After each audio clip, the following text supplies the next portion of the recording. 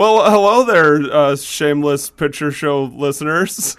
If you've listened to any podcast, you know that in order to get any kind of traction, we need you, the people that did this, to share it and review it and like it and, give your virtual social media approval. So if you could do that, it would really help us out, and it's going to help you out because it's going to keep us watching movies, checking things off of our shame list, and sharing them with you so you can enjoy our witty banter for years to come.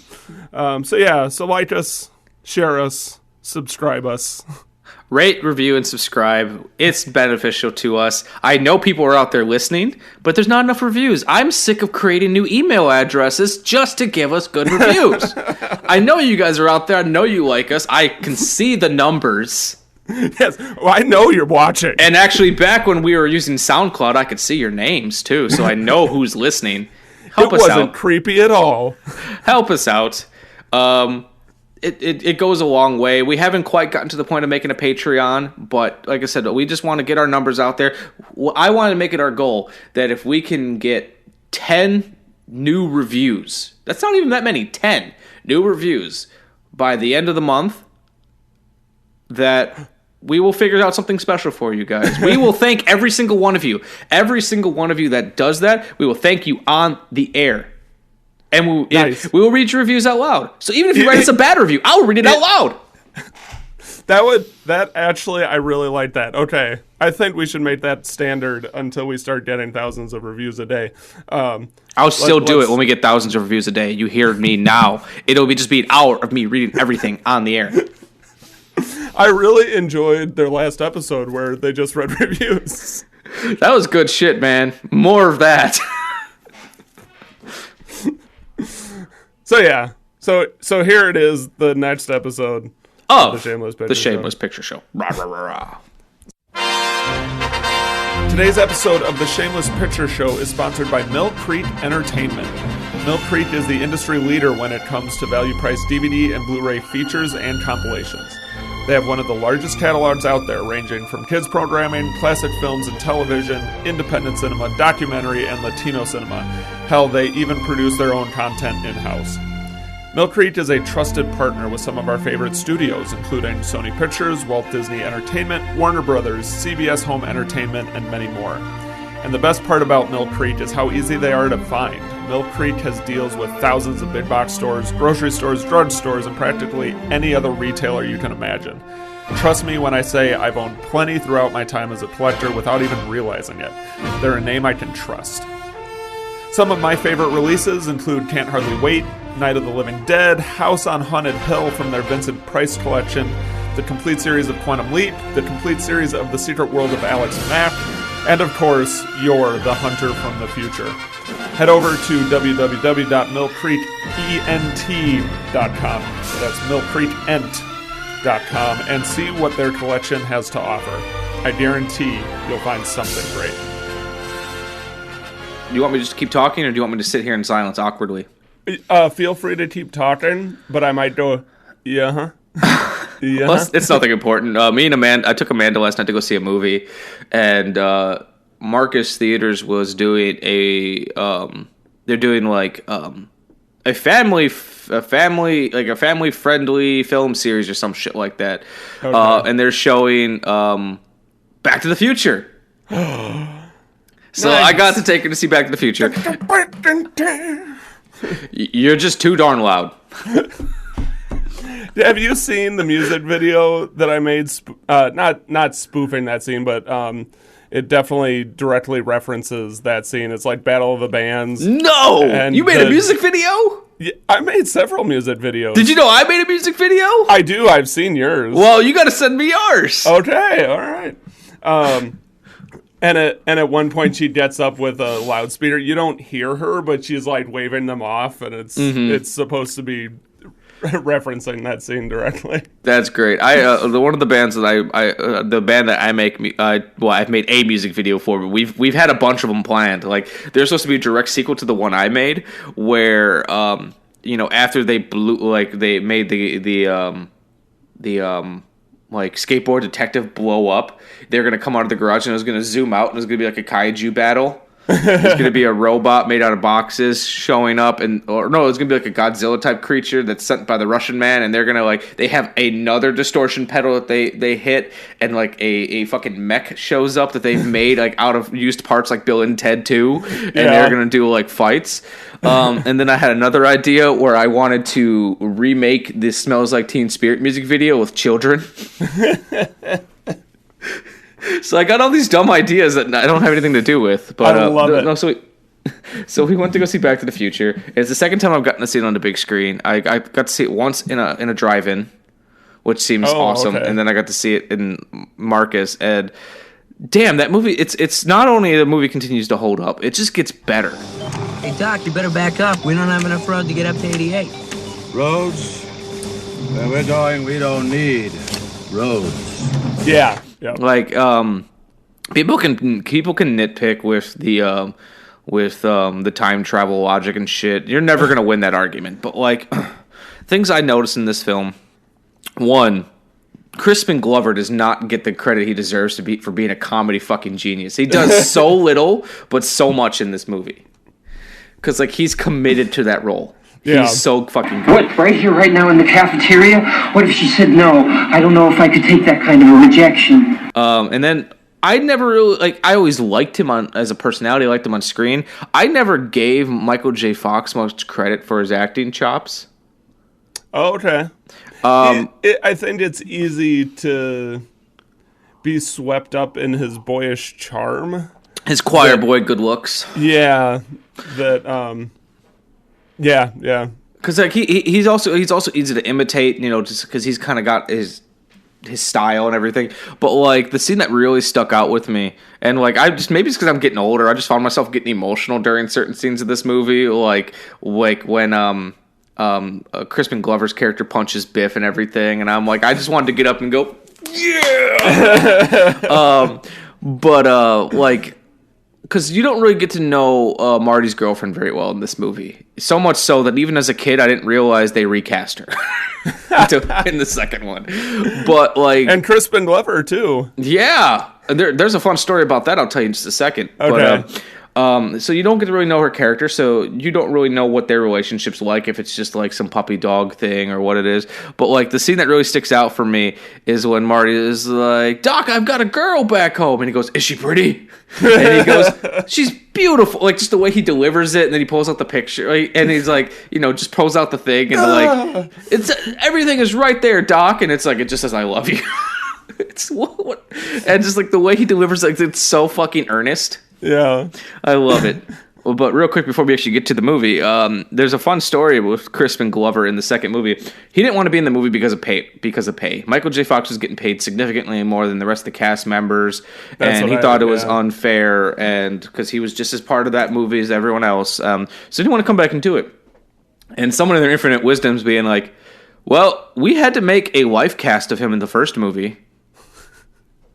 We have his face. Let's just slap that on somebody else. Let's just get someone to do let's just get someone to do a Crispin Glover impression and make that. So they got sued for a lot of fucking money, and now there are laws against doing that. Yeah, likeness rights. Yes.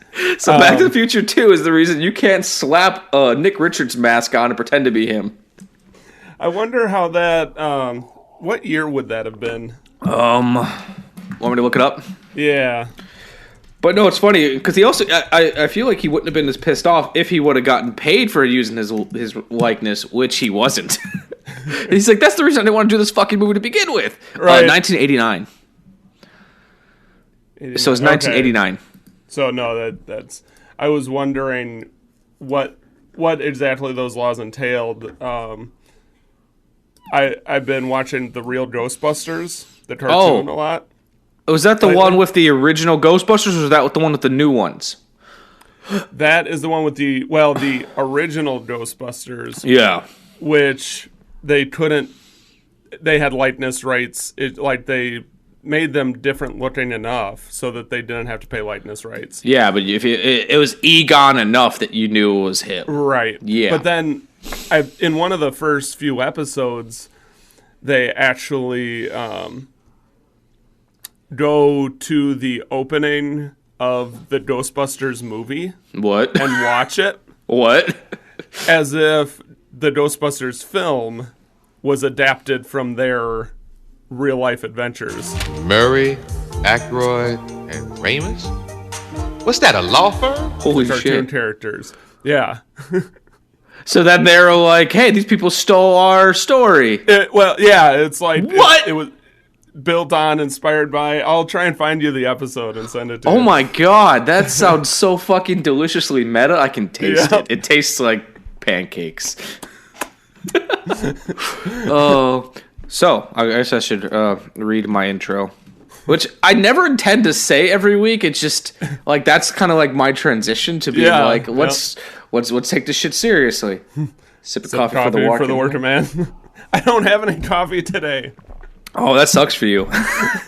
Do you want to go get some real quick? Do you have peons that you can yell at? I do have a Tyson loaf though. Ooh.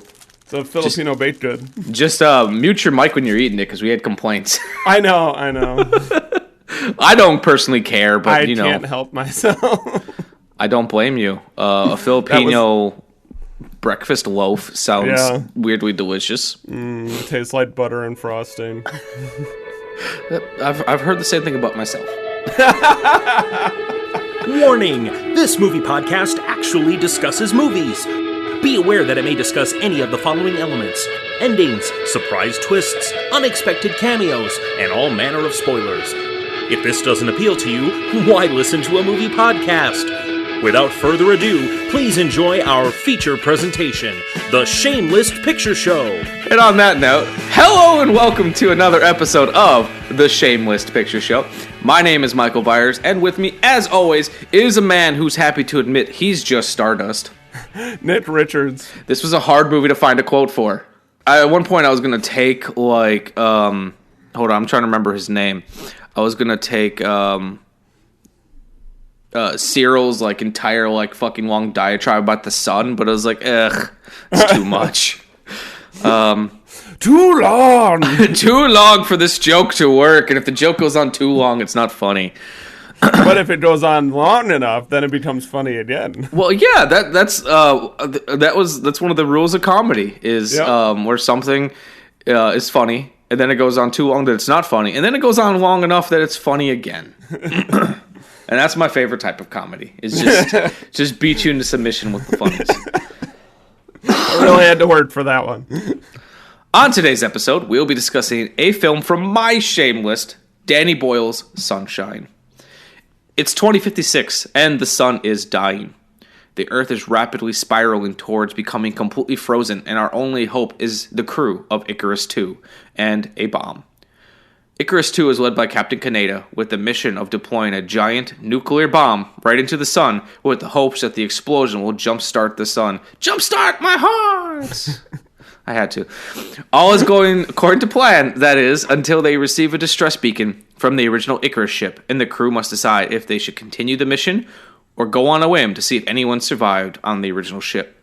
Directed by Danny Boyle in 2007 from a script by longtime collaborator Alex Garland, Sunshine would go on to become a sleeper hit for Boyle and Garland.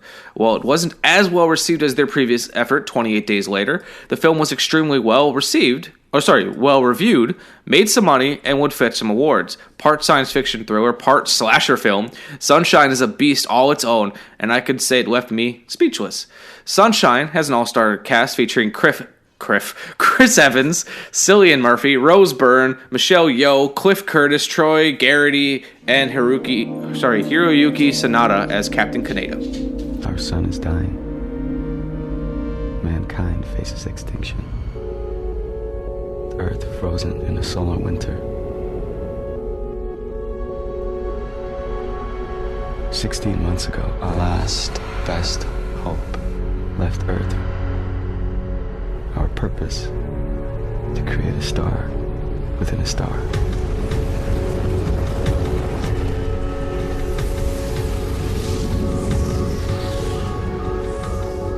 We have a payload to deliver to the heart of our nearest star.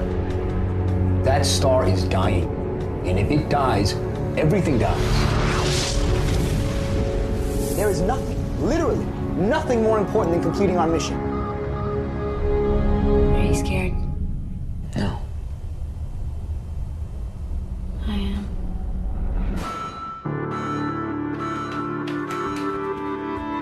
What's going on? We don't know. All the sensors out there are burned out. The only way we're gonna know is if we go out there.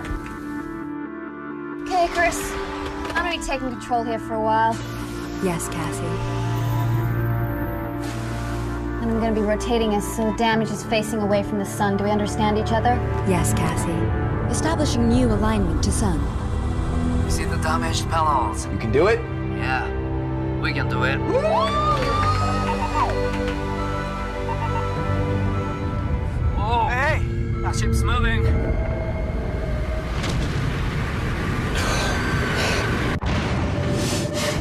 Manual flight controls removed. What? Negative, Icarus, negative. State reason immediately. Fire in oxygen garden. Field sections 5 through 9. Returning vessel to original rotation.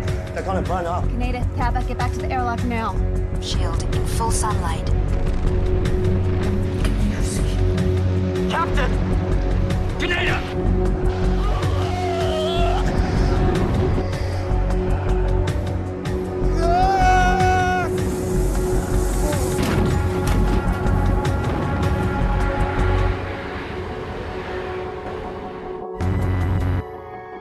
A large amount of O2 was burned in the fire. We do not have enough oxygen reserves to get us to our payload delivery point. There's something else, too. There was no malfunction on the airlock hardware.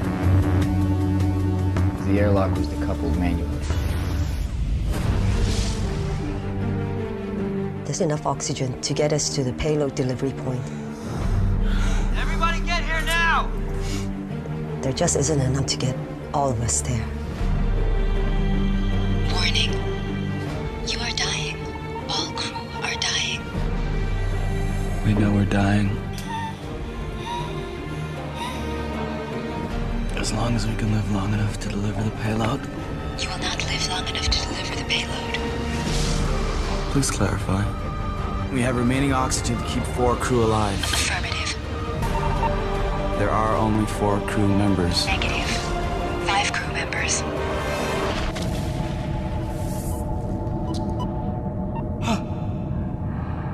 Icarus. Yes. Who's the 5th crew member? Unknown.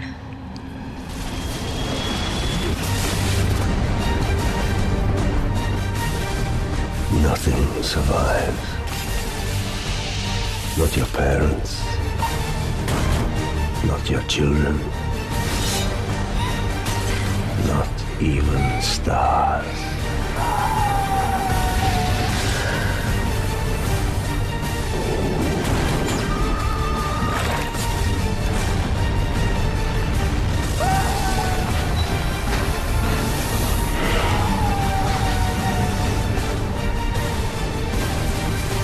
There's not a lot of plot in this movie, so it's like that's the shortest one I've written.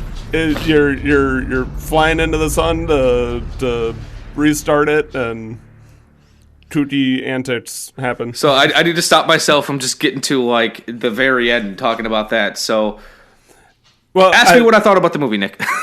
Hey, Michael, what'd you think about the movie? I fucking loved this movie. I use Letterboxd for my reviews. Yep. And we were using it for a little bit for our Shameless, but I kept forgetting to update it. But that's how I keep track of my watch list. I'm kind of an obsessive like that. I used to keep a PDF document that had everything I watched throughout a year. This makes it so much easier. But and then it also helps me think more critically of films instead of being like, I like it. It's like I have to think, it's like, do I like it as much as this one? I don't give out 5-star ratings very often. It's usually reserved for pretty special films. I gave this one a 5-star rating. Like, this movie just blew me away. I want to rethink about like my top 5 films and maybe even go into like a top 10 or 20. I'm working on a top 1,000. Nice. Yeah. This is definitely in my top 10 and might this be is definitely in my top 1,000. films. It's in my top 1,000 for sure. Well, that all started because Edgar Wright made a movie list, and it's not ranked because fuck trying to rank that. But he's just like 1,000 films he would consider to be a favorite movie. Yeah, I'm at 300 so far. Okay. While I've certainly seen more than 1,000 movies. I haven't seen enough movies to choose 1,000 favorites. I might just do 500. Yeah. It's a little more attainable. But no, like I knew I was going to enjoy the movie. We have similar enough tastes that when you recommend something to me, especially when you recommend it to me as ferociously as you recommended this film, considering I never even heard of it. Like I like Danny Boyle's films. I haven't seen a lot of them. I like his work enough that when he was supposed to direct the new James Bond, I got really fucking excited for it, which he's no longer doing. But no, I was not expecting this film just to leave an impression on me. And part of it could be when I was reading the little bit I read about the film, that much like Steven Spielberg did of Close Encounters of the Third Kind, this was Danny Boyle trying to... he was so inspired by 2001: A Space Odyssey, he wanted to make something similar. And maybe it's because I haven't seen as many sci-fi films as I'd like, but this movie just really blew me away. I was going to say, it wasn't a bunch of guys in lab coats standing around and talking. No, and like while there was sciencey shit, they explained it in a way that I can understand. Yeah. So I was very happy with the choice of this movie, and I'm glad that we watched it. So I absolutely loved this movie. Like I said, we talked a couple episodes ago about our Thrill House moment, and it didn't come like right as the credits started rolling, like we joked.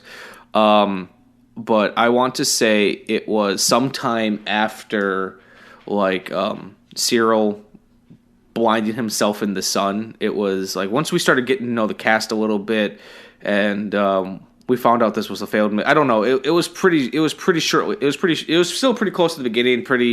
There wasn't like that one moment, but I can definitely tell you that as soon as the third act came around, I was thrill housing like crazy. That opening sequence with Cillian Murphy's character giving, like, they get that warning that this might be your last message home. Yeah, actually, no, that was it. That was probably my moment. And then, like, when he took too long and Captain America got pissed off. Yep. I was like, oh, they're trapped in a can together and they don't really like each other. Drama. And I also find it really beautiful how they used his message home back at the end when you finally see, or like the whole film takes place in that spaceship. Oh, yeah, and one he said the two spaceships. And like I love the way he describes it. He says it so beautifully. It's like he's like, it takes 13 minutes for the sun to hit the light to hit the Earth, or maybe it was like 13 seconds. I think it might have been 13 minutes. 8 minutes. 8 minutes. I think. And he's like, if it's an especially beautiful day, you'll know that we accomplished our goal. I'm like, aw. Oh, that's really sweet, Cillian Murphy. And then it was going to take him like 3 years to get back. Yeah.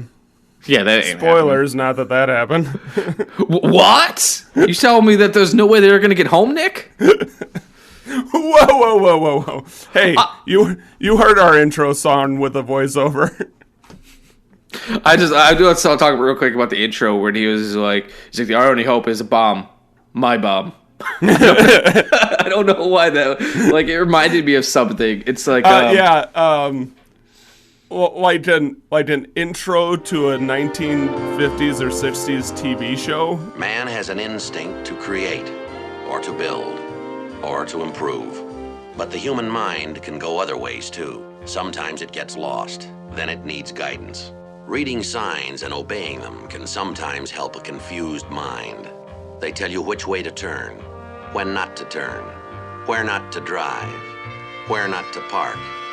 In my business, this sign means something whether you drive or not. Sometimes, if you don't heed it, you'll see this sign.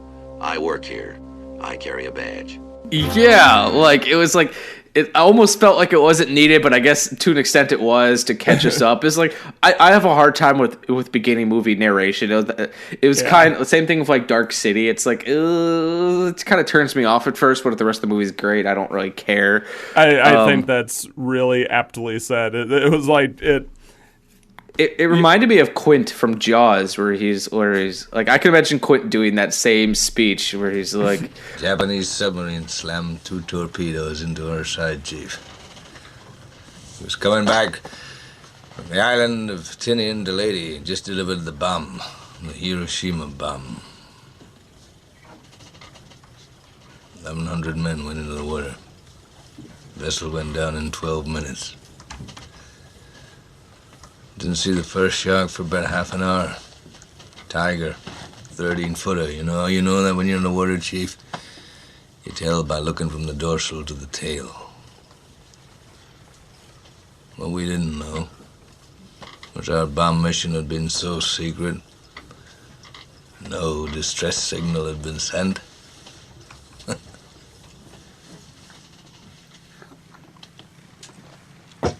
They didn't even list us overdue for a week.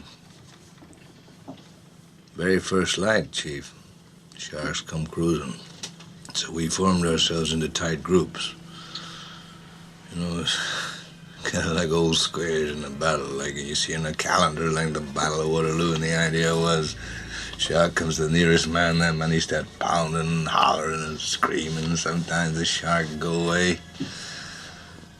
Sometimes he wouldn't go away. Sometimes that shark, he looks right into you, right into your eyes. You know the thing about a shark, he's got lifeless eyes, black eyes, like a doll's eyes. When he comes at you, he doesn't seem to be living until he bites you. And those black eyes roll over white, and then you hear that terrible high-pitched screaming.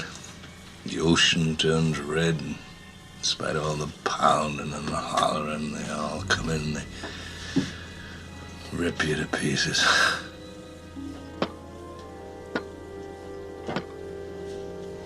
By the end of that first dawn, lost 100 men. I don't know how many sharks, maybe 1,000. I don't know how many men, they average 6 an hour. On Thursday morning, Chief, I bumped into a friend of mine, Herbie Robinson from Cleveland. Baseball player, bosun's mate. I thought he was asleep. Reached over to wake him up. Bobbed up and down in the water. It was like a kind of top. Upended. Well, he'd been bitten in half below the waist. Noon the 5th day, Mr. Hooper, Lockheed Ventura saw us. He swung in low and he saw us too. A young pilot, a lot younger than Mr. Hooper anyway. He saw us and he come in low, and 3 hours later a big fat PBY comes down and started to pick us up. That was the time I was most frightened, waiting for my turn. I'll never put on a life jacket again. So 1,100 men went in the war. 316 men come out. The Sharks took the rest June the 29th, 1945. Anyway, we delivered the bomb. I don't remember, he says something and repeats it, and I don't remember this. You need to tell a shark. Yeah, anyways, I can imagine Quint saying that speech. I just rewatched Jaws recently. Does it hold up for you? I think it's a masterpiece. Yeah, actually, when I saw it, the last time I saw it, I was really young. So I thought you were going to say really drunk for some reason. I was really drunk as a 9-year-old. But it was like, a movie about a scary shark. I wasn't able to appreciate all of the actual, what Jaws is about. Scary shark. Do, scary shark, do. Fuck off. I have a 3-year-old. That's all I hear all day. Oh my god, that played at a hockey game one time, and I was like, "Why is this a thing?" And Amanda's pissed off because she's like, "We used to sing this song in Girl Scouts, but they didn't have the do part," and she got really pissed off that they took her thing. I got you beat. What's that? So this weekend, we were at a impromptu drag show. Fuck yeah, we went to brunch. And 2 drag queens showed up. It's like, there's a drag show here today. Cool. And we were all having a good time, but my girlfriend's daughter was there, and like she was really compelled by the whole thing, so she's like peeking out around the booth, like staring the whole time. And the drag queens kind of pick up on this, and they come out and they start like talking to her a little bit, and her and her sisters are giving her $1 bills to give to the drag queens. And then at the very end of their show, they were taking requests, and people were shouting out, Brittany, and then one of them comes over. She goes, "How about you? Do you want a request?" And she didn't say anything, but then she's like, "Oh, what about that shark song?" And the drag queen starts singing "Baby Shark" in this restaurant at 1:00 on a Sunday when everybody's half drunk. It was phenomenal. I want to know how that song became a thing. I assume it's YouTube. Yeah. At this point, I assume everything's YouTube. But no, going back to Cillian Murphy's. Where were we? We were talking about Cillian Murphy's transmission back home. Yes. And like how that just was the moment for me that really got me like invested in the film. It was a surprising amount of character development. Like I think Cillian and Captain America. Yeah, I don't know his character names. It's Chris Evans. He's just Captain America in the movie. Like you get to know those two really well right off the bat because of that sequence. Yeah, I also love too their weird dynamic later on in the film where like when Chris Evans goes to apologize to him and Cillian Murphy's apologizing instead, and he's like I'm the one apologizing. Long pause. He goes, Cillian Murphy's like, "Are you apologizing?" "Yes." And then just walks away. I guess that was an apology.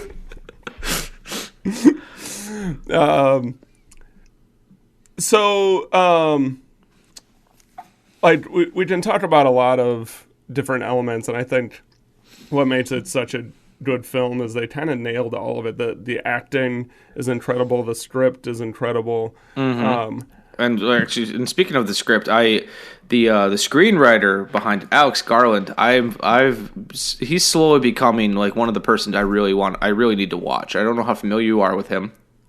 As far as I know, like I just heard the name today. So he wrote the book for The Beach, which Danny Boyle did adapt. Oh, okay. And it was a movie that I actually I saw really young. I don't know. I saw Leonardo DiCaprio, and I was like, I want to see that movie. And it's like I had no idea what that movie was about, and it felt kind of dangerous and weird. But it's a movie that's always kind of stuck with me. He also wrote 28 Days Later, but he started directing lately, and he directed Ex Machina. Wrote and directed Ex Machina, and this movie called Annihilation. And he's I don't know. He's just become a really interesting voice in science fiction that definitely worth checking out. So it's kind of great to see a relatively early film for him because this was only the second film he had written. Because he wrote 28 Days Later and then Sunshine. Yeah. So yeah, I don't know. It's kind of great to see like this voice that I'm currently watching now and seeing how it's developing early on in his career. Yeah. I was just on his IMDb page as we were talking, and his headshot is amazing. He's just like, oh my god, I gotta look this up. And like dead eyes. Oh my god, I gotta see this. Alex Garland IMDb. But so I guess where should we? Neither of us took notes because I don't know if we're gonna keep that in the episode. But we both mentioned that I've got to get better at taking notes on movies I have. Oh my god, that picture is fantastic. Alex Garland. If you're not doing anything right now, go on IMDb Alex Garland. He does not look like he wants to be there. Do I have to have a headshot? But can I just write?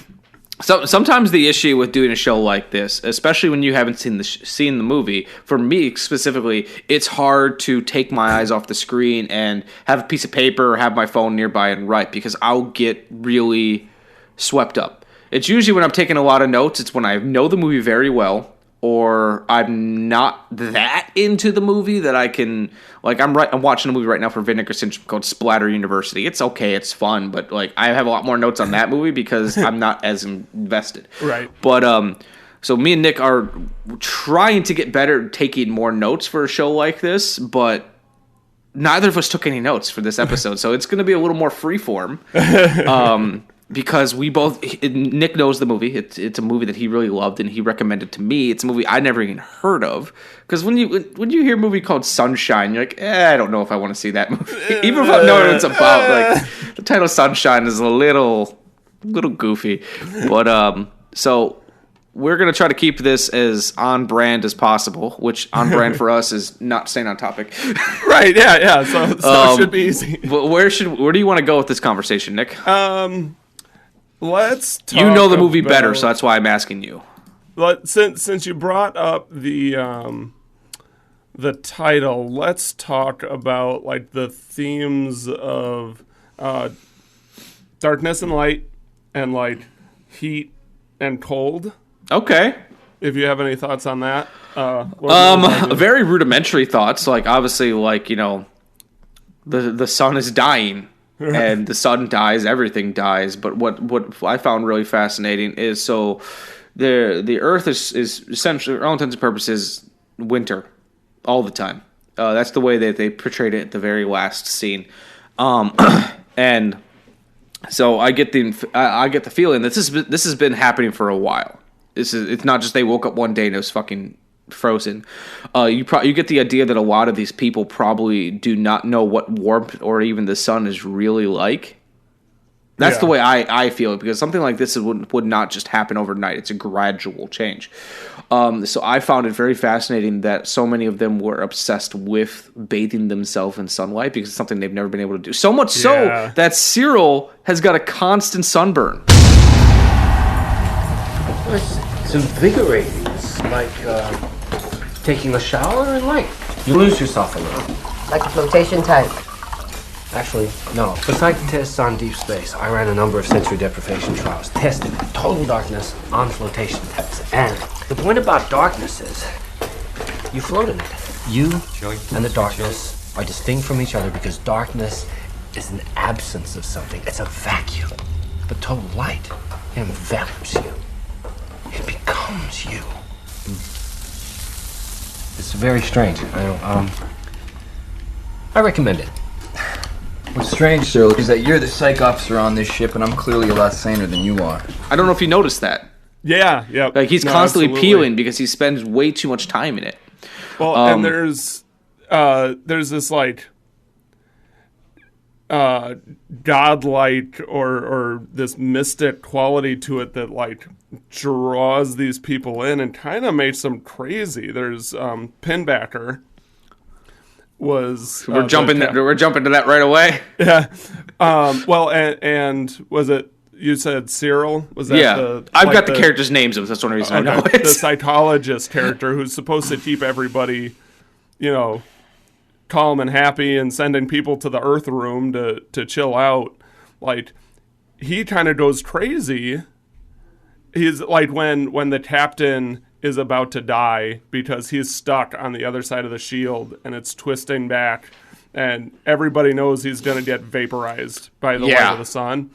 And Cyril is like, what do you see? What does it look like? What is it like? Everybody else is saying, get out of there, get out. And he's like, I'm fascinated. What do you see? Like, do you see God? And I found that so fascinating too, because like you're like, typical sense in with themes from in storytelling is darkness bad, light good. Yeah. But in this case, the closer you get to the light, the more bright it gets, the more insane and evil people become.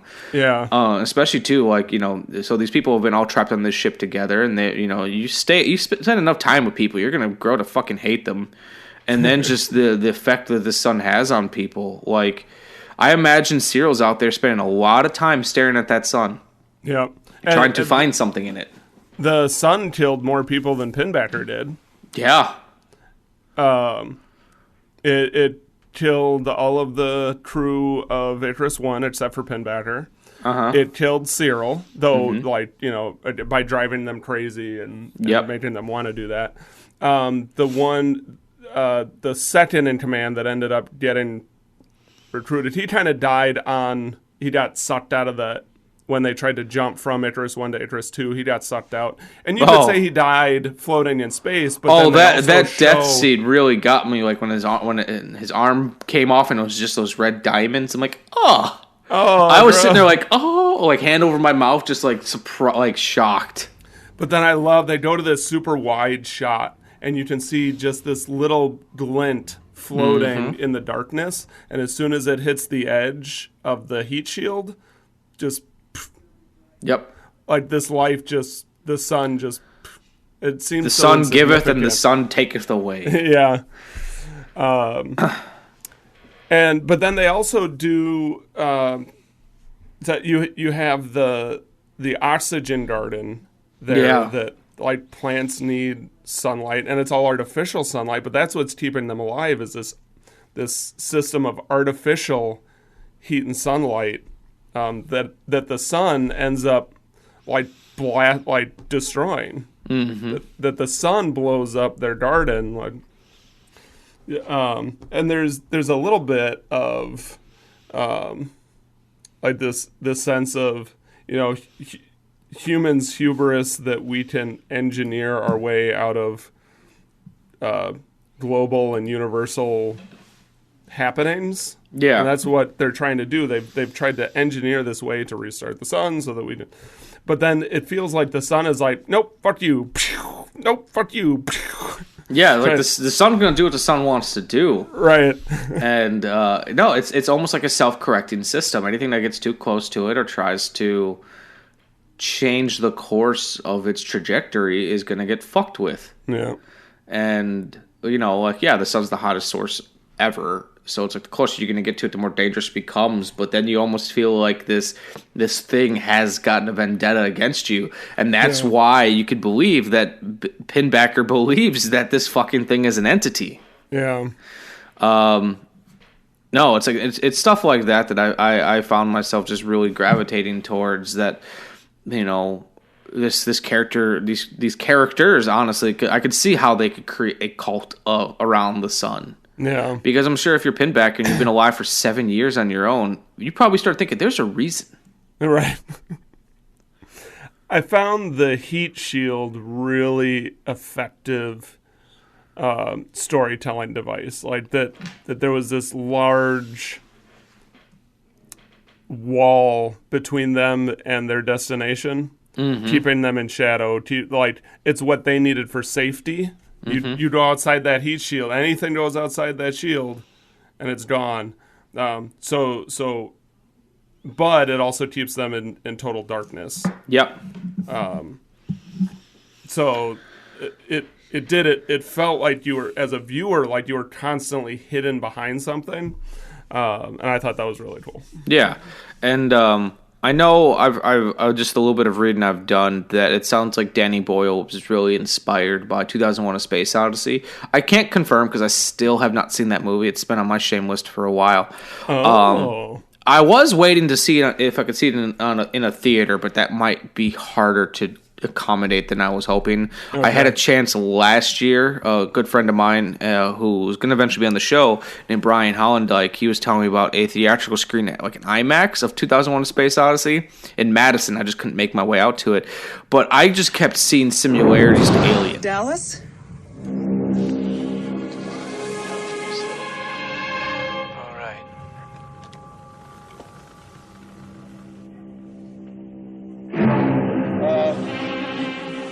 Am I Claire Lambert? I want to get the hell out of here. Oh, God, it's moving right towards you.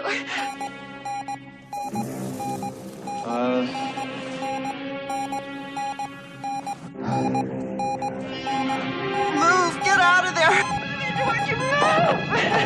Dallas, move, Dallas. Move, Dallas, get out. Oh, no, not that way, the other way, God. Dallas? Okay, yeah.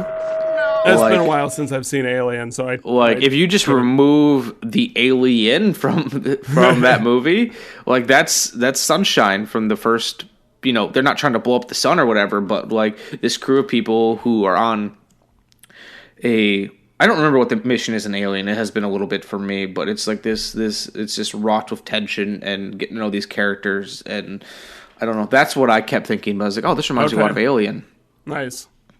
And I have to say, since we talked about Pim Backer a little bit already, I had no idea this movie was going to turn into a horror movie. Right? I knew nothing about it. I knew that you wanted me to watch it. I was like, oh, it's on HBO. So I went and watched it. And I was like, oh, it's going to be, your own folly is your downfall. Until fucking Freddy Krueger shows up and murders everyone. Every town has an Elm Street.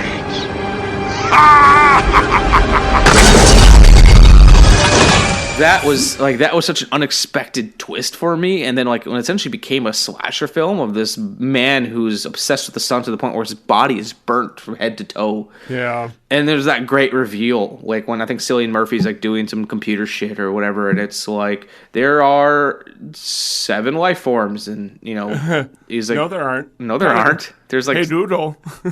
He's like, there's 6, and she's like, there's 7. He's like, who's the 7th life form? And then you're like, wait, there's another life form? And I kept thinking, they're going to throw an alien or some shit into this, aren't they? Yeah. Nope. This man, played by Mark Strong, has been surviving on Icarus 1 because they tie it in, too. They tie it in so perfectly. They're like, well, no one could survive 7 years. They had enough food. They didn't have enough food. And they said they had enough food for 8 people. If there's not 8 people, someone could have survived. Right. And there's one man. There's one. They have enough food to get through that mission. But there's one man. They have enough supplies that one man could survive. Right. I also liked the tension. It's very subtle. That was what I was going to say. It's very subtle. They don't draw attention to it, but it's almost a throwaway line that if you think about it, if you're like, wait, how did he survive? They've explained it all. It's all there. Go back. Yeah. I liked the conversation that they had when they were debating whether or not to go to Icarus 1. Oh, that was a great scene. And there's there might be people on board, and that theme that they had set up early on that they kept, our lives don't matter. What matter, how can you compare a couple of lives to the lives of everyone on Earth? It's and that went out, but then the psychologist was, yes, but there's another bomb on that ship. Yeah. Which could double our chances. And then he was also saying, I'm not saying let's do it. I'm saying let's weigh the pros and cons of, obviously there are cons to doing this. Obviously there is a big pro to doing this. No, and I love that too. It wasn't just this gung-ho feel. It was we must go protect, save them, and do what we have to do. They're there's a good way. There's no right answer here. And let's just figure it out. And then eventually it came down to Cillian Murphy's character. I don't remember why they chose him. Because he was the physicist. Oh. So he was the one that had to do all the projections to see the likelihood of whether or not mathematically it made sense to go get this second. And then once they lay it all out, it's this is the way to go about it. This is a smart decision to go. It's not even necessarily to find the crew. It's we need to see if they've got any plant life. They need to see if they have any food. Got to get that other bomb, so on and so forth. It all makes sense. But that one decision is what changes everything because it's from there that, the navigator, he fucks up the coordinate. He fucks up the math and everything. And it's I just fucked up. That was heartbreaking for me, and it's because it's a simple mistake, but it's a simple mistake that could have killed them all, and it's it weighed heavy on him, and it's oh, this is not going to go well for them. I have so much to talk about off of that tangent, but I want to take it one step back to Cillian Murphy making the decision to go. He didn't want to make that decision. No, would you? And not just because of the pressure, but because there wasn't a right answer. No, that he was there's no way to decide this. And because he was the one that was forced to make it, and it was a decision he couldn't make, but he made a decision. Now everything that happens from that point on in the movie, the crew, but specifically Chris Evans, can point to him and go, "This is your fault." So, question for you. no, and pretend we hadn't seen the rest of the movie, or say everything would have went as smoothly as they said, which decision would you have made? I think to go to Icarus 1. I was kind of leaning more towards Chris Evans to just finish the mission. I think two final shots is better than one final shot, and that's completely fair. And so that's what's tough. Like we even us, we have two very different answers of how that should have went, and then like when Chris Evans got really pissed at Cillian Murphy's character, and it's like, this is all because of you. Yeah, but no one else is making a decision. Yeah. Well, Chris Evans wanted to do it, but no one else had a decision, so you had to select one impartial voice, essentially. Now, where you were starting to go... Yeah. I also found it really interesting, that conversation that they were having about the guy that screwed up the calculations, right? And they're like, now we have enough oxygen for, what was it, like 3 people, but there were 4 people left, or 4 and 5. It was one of the two. After they separated from Icarus 1, there were only 4 people left, 4 or 5 people left. Yeah. And they're like, oh, before we needed 3 people less, but we just lost 2 in this process, so now there's only 1 left. And so they had that conversation about, like, what about the guy who fucked all this up and is on suicide watch, and like, that conversation was really good. Like, okay, we need everybody's, okay, this needs to be unanimous, and one person wouldn't give them the vote, and Chris Evans is like, okay, I'm gonna go do it anyway. Yeah, right. Like, it's like, I don't give a shit, and it's very easy to be like, oh, I would never do that, but it's like, if you need a certain amount of oxygen, it's not even like, oh, we need to save ourselves. It's like, we need enough oxygen to finish this mission. Right, and because at that point they know they're not coming back, I think. And they suspect that, because they don't have the oxygen. I mean, I guess they could maybe go back to, no, they already said they couldn't go back to Icarus 1 because of the docking problem. But I also found it interesting that they had that conversation. Yeah. And then they went, and he had already killed himself. So it turned, rather than a tough decision that they had to make, it turned into just an exercise of, like, what kind of people are these 3 people left? No, it was 4, because it was Chris Evans, Cillian Murphy, Rose Byrne, the botanist. Yep.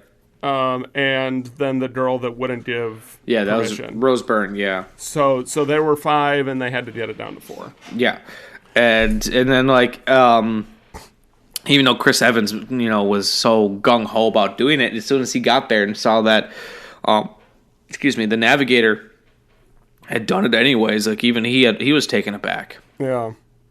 Because, like, I think he didn't necessarily even want to do it. He just knew it had to be done. He's so mission-oriented, and he knows that nothing can get in the way of that. And that's true. But the hard decisions that need to be made in order for that mission to at least have a chance of being successful, that nobody wants to make, he said, no, this has to be what happens. Because he's the one who's constantly pushing everyone to finish things. So, like, once Kaneda dies, it's like he takes his moment to mourn, but then he's like, okay, we need to regroup. And I don't know if this was explained in the movie, but I'm on the Wikipedia page, so we can only take that as so truthfully as possible. But it says his character is from a military family and background, and it's like, well, that makes sense. Yeah, like, he's the one constantly pushing them, and he never takes something as like, well, now this is impossible. Any man who's willing to wrap himself up in shit and be like, we're gonna jump through space, is a man who's fucking mission oriented like hell. Yep. Which is still one of the funniest moments. It's like, it's like negative 136 degrees. Well, if we wrap ourselves up, we can make that jump. This tinfoil will do the trick. Yeah. That was like still. It's like I texted you. It's like Captain America seriously just said, "Let's jump into space." Oh, so good. So what else do we have here? Again, I wish I was able to take notes because there's so much to talk about, but I got so caught up in it all. There's the Stardust stuff. So we're all just Stardust. Yep. Was a reoccurring line that we're Stardust, which has so many little offshoots.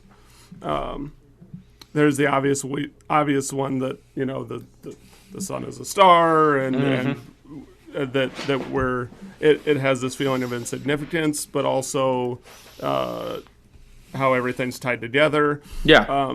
But one of the little things that I really enjoyed with regard to that was when they got on Tetris 1, and there was dust all over everything. Yes. Which was really like and they're like, yeah, well, that's skin. 80% of skin, of dust is skin. But then you find them all fried in the observation room. It's like, oh yeah, that's not just gross. That is crispy human meat. Yep. So, I guess one theme that we've kind of touched on, but we'll see if we have anything else to add to it, would be the idea of religion in this film. Yeah. Because once again, take it as a grain of salt from Wikipedia. Apparently, Cillian Murphy making this film made him change his religious views from being agnostic to atheist. Okay. Which I find really fascinating. So, like, once believing that there is something out there to, like, no, there's nothing. And it's fascinating to me because, like, so Mark Strong, so Pinbacker, and Cyril, well, Mark Strong definitely believes that the sun is a god. Right. It is making the decisions. It's the bender of this world. And he wants to be the last person alive to talk to God. Yeah, because he was saying that he's had conversations with God and he knows what needs to be done. And, his brain's fried, his skin's literally fried. He believes everything he's doing is in the right, and that's what makes a villain. A villain believes anything they're saying, no matter how crazy it is 100% in the right. Yeah. And then you have Cyril, who's not quite there, but is getting to that point where he's become so enamored with this thing. And like I said, you get an idea that he spends hours in the observation deck and just trying to see how much more he could raise that percentage up of the sun so he can get as pure as possible. He wants that pure, uncut sun. Yep. And but then, like, I can see the other side of it too. It's like, so they believe the sun's a god, that it's making decisions, and that you can see why they believe that, because anytime something happens, the sun seems to get in their way, and it very much seems like it's this divine entity putting a hand on everything and changing it. But then the other way to view it is like, that the sun is that being man and being human and making mistakes, which is what honestly keeps happening. They keep making a mistake, and since the sun's got such overwhelming power and force, that's what really fucks things up. That there is nothing out there. That they are just, the sun's hot and they keep making mistakes and expose themselves to it. Theory. I'd have to watch it again to see if it holds up. But so there are several people that die from the sun, from burning, from heat, right? Yeah. And it tends to be the believers. Yeah. The ones that believe. But then...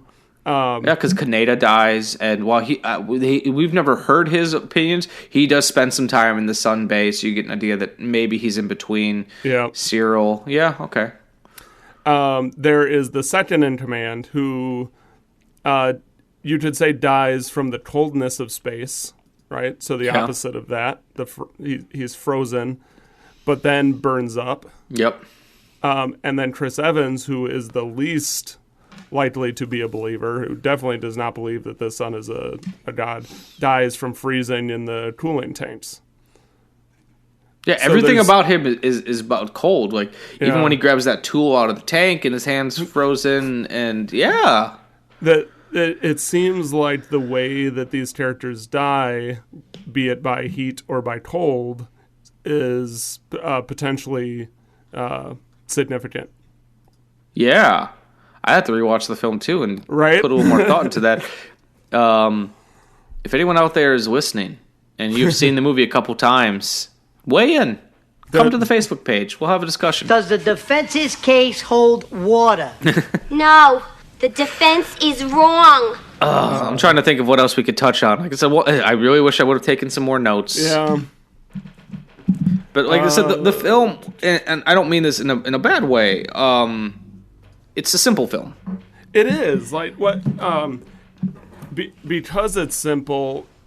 The film is really a character piece. Yeah.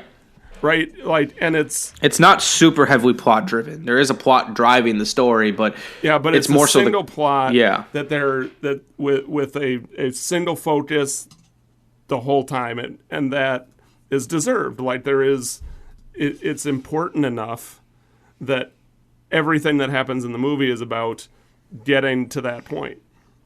Yeah. So then, really, what makes up the meat of the film is exploring how this small group of people deals with that situation. That it's kind of what I like about Night of the Living Dead, right? Like, yeah, when people complain about zombie movies, oh, they're not showing enough zombies. It's not about the zombies anymore. It's like, well, no. What makes a good zombie movie is that the zombie is this like reflection of the human beings, and what do the human beings do to each other? When the human beings are the biggest threat, yeah, then you've got a good zombie movie. I completely agree.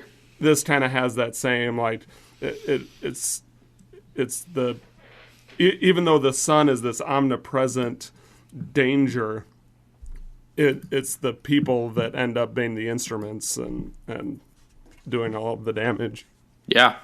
One thing I do want to talk about, I want to talk a little bit about just the style of this film, and even just like, I guess, the art of filmmaking, for lack of a better term. So there's a couple of little things that I definitely like. There's a lot of style to this film, but there usually is in a Danny Boyle film. He's got a way with the camera. Some people complain that sometimes he's got too much style.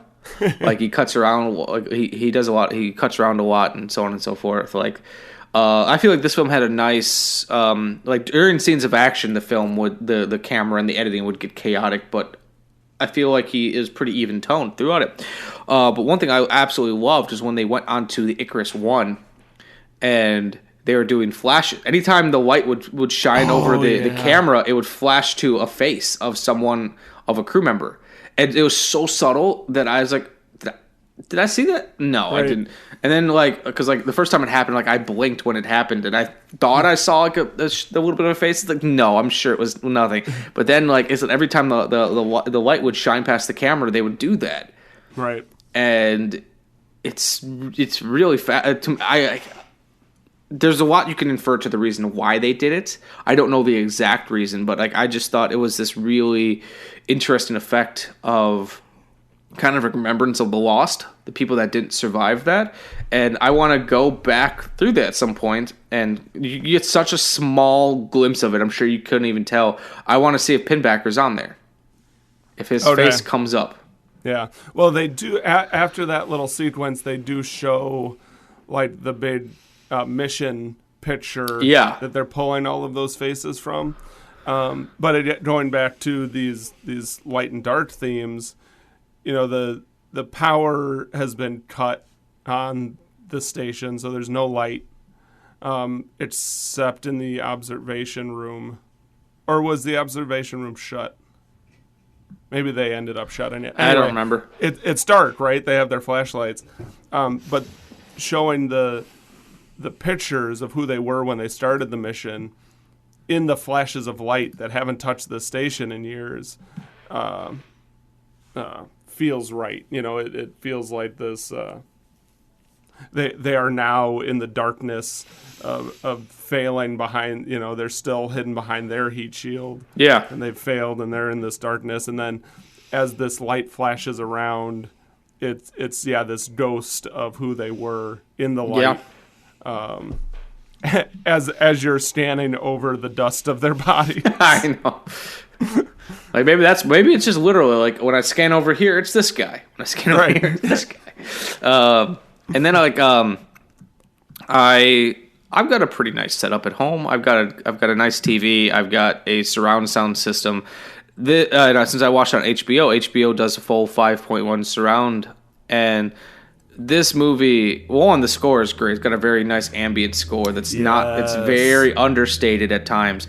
But then, like, the way it uses movement through the speakers, if you are lucky enough to have a surround sound system, listen to this film and just the way sound moves, it's fantastic. It really engrosses you into the film. And, because 5.1 surround sound has become so standard, every film uses it, even films that don't necessarily need it. But it's there's some true sound artists out there who mix the film so that way they really utilize those 5 speakers effectively. And that this film did. Just like I said, the movement of sound, especially like in the vacuum of space, it's not quite the absence of sound, but just the sounds that they choose to use. And then like when things start going crazy, like at one point there was a siren going and it was like moving from speaker to speaker. It was going woo, woo. Oh wow. And I was like, oh, this is super cool. Yeah, I forgot how good the soundtrack was. It was I don't know the band or the guy at all, but it's a guy named John Murphy who was with a band called Underground. Or maybe they did it together. It was John Murphy and a band called Underground. Okay. I don't personally know them, so I can't really say. Really great. Yeah. So. Yeah. Is anything else to add, Nick? I'm sure there are billions of things to add. I just because it was so engrossing, and I didn't take the notes. I feel like I'm not doing the film a service right now. And I guess if, I would say, in defense of our lack of note taking, that if anything should be the deciding factor of whether or not you should go watch this film. Yes. If we have a podcast that we're supposed to do bi-weekly, where it's our job to talk as in depth as we feel like about a film. And if we are so engrossed to the film that we are struggling to do our job because that's how into it we were, maybe you should go see it. Yeah, that's the lazy way to defend ourselves. Here. Yeah, it's the movie's fault. The movies made me do it. So yeah. That's Sunshine in a nutshell. Can't recommend it highly enough. So, question for you: Is this a sequel or a prequel to Little Miss Sunshine? I think Little Miss Sunshine is the prequel. Sunshine comes out, and then they decide to do the prequel of Little Miss Sunshine, who then grows up to be Pinbacker. Yeah, I assume that's how it went. Yeah. Was there anything else you wanted to talk about, non-Sunshine related? Anything you've seen? We haven't done recommendations in a while. I didn't really come up with any, but I guess Alien. This would make a great double feature of Alien. It might be a little on the nose in terms of a double feature, but if you haven't seen Alien, that film is equally as amazing. I watched season 1 of Umbrella Academy. How was that? Me and Amanda have been meaning to check it out. Spectacular. I've heard great things. I really enjoyed it. My favorite element of it is, I can't think of his name. One of it's 7 siblings, adopted siblings. Yeah. And one of them, the one that plays number 4,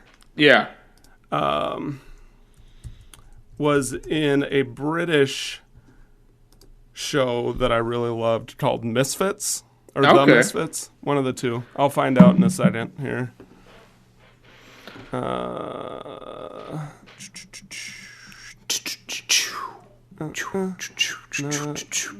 Klaus. Robert Sheehan. Klaus. Yeah. Was in... Hold up. He is really funny. He's okay. ridiculously funny. He's an Irish actor. Mm-hmm.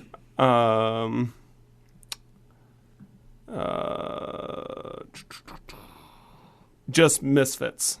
Okay.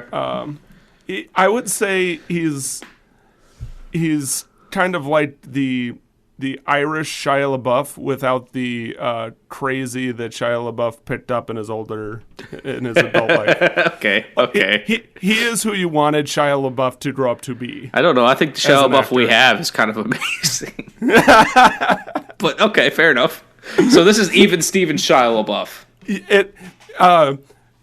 I would say like Misfits would have been stage 2 of what like Robert Sheehan would have done after his version of Even Stevens. Okay. And then Umbrella Academy is like totally different trajectory, but it's fantastic. Okay. I haven't checked that out yet. Something me and Amanda want to watch together. Currently, we are working through Boardwalk Empire from HBO. Okay, I have not watched it. Was a show yet. I watched on its original run, and I remember really liking it. And Amanda hadn't seen it, and it's all on Amazon Prime right now. So like we are like into season 3 already. Into season 3 of 5, and we just started like not even a month ago. So we're watching through that, and then I've got such funny enough with a movie like I don't have this problem with movies necessarily, but with television shows, I have terrible ADD where like I'm not much of a binge watcher because like if I watch the same characters over and over, I begin to lose interest, if that makes sense. So I have to have a couple shows that I'm rotating between. So like I'm still working through season 2 of Daredevil. Okay, I haven't seen any of that. I'm watching through Sex Education on Netflix, which is great. Oh, I've heard that's really good. It bums me out a little bit. I like in Sex Education, but there was a show that Netflix had last year that is canceled, so it's not getting a second season, called Everything Sucks. Okay. And there's elements of Sex Education in that I saw also in Everything Sucks, and just makes me sad that show's not getting a second season. Okay. But Sex Education has got some amazing use of music, and it's not just their needle drops of like popular songs, but just like its score, or they will use needle drops of like ambient tracks, but use them very effectively. Yeah. So I'm watching through those 2 right now, and then of course Boardwalk Empire with Amanda. Speaking of pop song needle drops, I'll go back to Umbrella Academy. They have a pretty great soundtrack, but it has a very specific feel to their song choices. Yeah. And ranges from older bubblegum stuff up through modern pop. A lot of it is covered. But after, I think, the first 3 episodes, I go, I bet you any amount of money that they will use So Happy Together at some point. 2 episodes later, fight scene, So Happy Together comes on. There you go. Threw my hands up in the air. I win! I win an unspecified amount of money. But no, actually, Sex Education does the same thing, where it has a very specific vibe with its music. We're almost to the point where if I wouldn't have seen a cell phone, I would have assumed the show was set in the 90s. Okay. So, definitely recommended. So there's a nice little list of recommendations. Yep. And, and then I should probably promote an upcoming bonus episode that I have recorded. I haven't edited. But... Well, actually, by the time that this actual episode comes out, this might have already been out. But whatever, I'm going to still talk about it anyways. And if you skipped that bonus episode, because how it's going to work is, I think, we're recording this episode ahead of time. I just don't have time to edit it, so Nick's going to do a solo episode. If you're still down for that, yeah. Or I could edit this one too. If you can get it, if you want to try to get that done. Are we dropping on Fridays now? Yeah. Yeah, I'll edit this one. Okay, well then never mind. Well then this episode's going to come out this Friday, and then we're going to have a bonus episode somewhere in between that, probably after that, where I'm doing our sponsors good by talking about some of their movies. So I got some discs from Mill Creek, so I'm going to be reviewing a Laurel and Hardy collection. Nice. And then I've got a double feature from 1969. One movie is called Age of Consent by filmmaker Michael Powell. It's his last film as a filmmaker. And then a really funny movie starring Walter Matthau and Ingrid Bergman called Cactus Flower from 1969, directed by Gene Sachs. And then I'm reviewing Can't Hardly Wait. Nice. It's my first time seeing it, and Mill Creek sent me their 20th anniversary collection. That is a fragrance of love scented candle, bitch.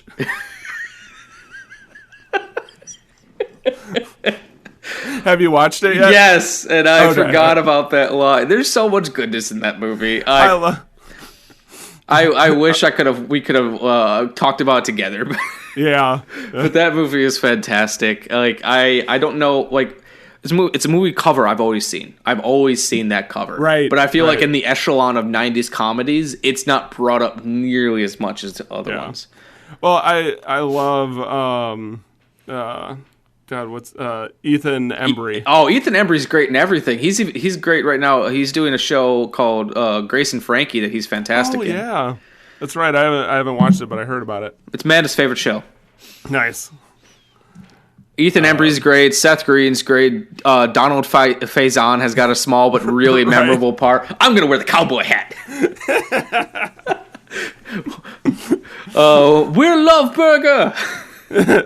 And then nobody drank the beer. The beer has gone bad. There is a really troublesome might be the wrong word, but it also might be the correct word. Moment in the special features where they're talking about making the movie and how nice everyone was, and it's also funny. It's 20 years later, it doesn't seem like they could get all the big name actors that were in the film, so they got a bunch of the small side actors and Seth Green. And at one point, they're like, "What was it like working with Jennifer Love Hewitt?" And they're like, "Oh, she was nice," and then they're like, "We were convinced she had a boob job," and they just spent 5 minutes talking about her boobs. I'm like, "Ooh, why are we doing this?" Yeah, weird. Yeah, but no, I thought that movie was great. So you're gonna hear me talk about it again later this week, and then Sweet. I did get some more stuff from Vinegar Syndrome. So currently I'm watching it through Splatter University, and I'll have more stuff to talk about from them later on. So where can the kids find you, Nick? Awesome. On Instagram, it's mostly just pictures of my kids. You're gonna remember this by the end of soon. You're gonna remember this Instagram I name. re-listened to an episode where I said it wrong. I inverted it. It's I know what it is. Do you know? A pic worth 1,000 words. Yep. 1000. Yep. One time I said a word worth 1,000 pics. And flipped it. So you'll find me at one of them. Yep, and then you can find... And on Facebook. Yep, and you can find me at Michael_Viers. I've made it easy for everyone. And the podcast. Well, the podcast where I just post movie posters and movies that are in my collection and whatnot. It's just at Shameless Picture Show. And Nick, if you ever have anything movie related you want on the Instagram page, send it to me. I can also probably give you the login. I don't know how that works. Right. We'll figure it out off there. Yeah. And then, as always, you can listen to us everywhere podcasts are listened to. We are on Spotify. We are on Google Play Music. We are on iTunes. We're on Stitcher Radio. We're on Libsyn. We're pretty much everywhere. You find us wherever you enjoy. Pretty much. And as always, please rate, review, and subscribe. That helps us out more than anything. As always, we are the Shameless Picture Show. And if you're not down with that, I've got 2 words for you. Watch movies. Woo!